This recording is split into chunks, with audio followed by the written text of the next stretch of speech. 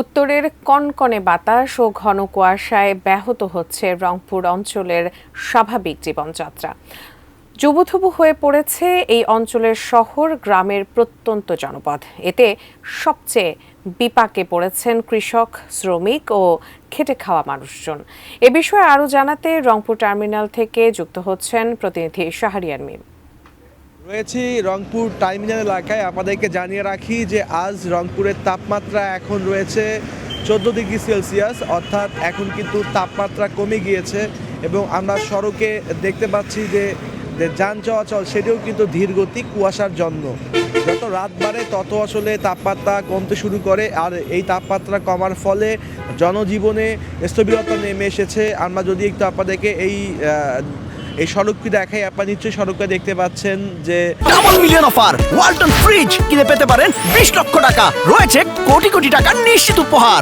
এই যে কুয়াশা সেটি কিন্তু দেখা যাচ্ছে এবং সেই সাথে আপনাদেরকে আরেকটু তথ্য দিয়ে রাখি, আজ কিন্তু কুয়াশা একটু কম হলেও এই শীতের সঙ্গে অনেক বাতাস বইছে, যার কারণে কনকনে ঠান্ডা অনুভব হচ্ছে। আমরা এই যে কুয়াশার সময়, এই শীতের সময়গুলোতে মহাসড়কে বিভিন্ন ধরনের দুর্ঘটনা ঘটে।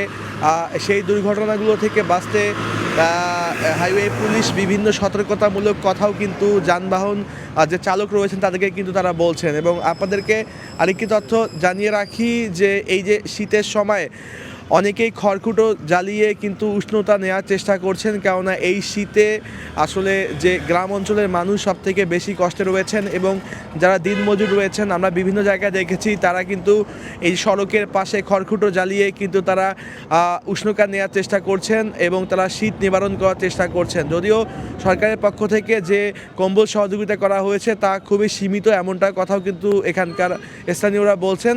এবং শীত যত বাড়বে ততই কিন্তু ঠান্ডা আরও বেশি বাড়বে।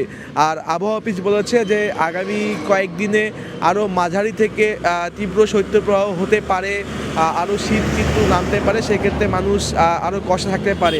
এই সময়গুলোতে বয়স্ক এবং শিশুদের প্রতি বাড়তি নজরদারি দেওয়ার পরামর্শ দিয়েছেন চিকিৎসকরা। তো সব কিছু মিলে এই ছিল আমার কাছে রংপুর থেকে সর্বশেষ খবর।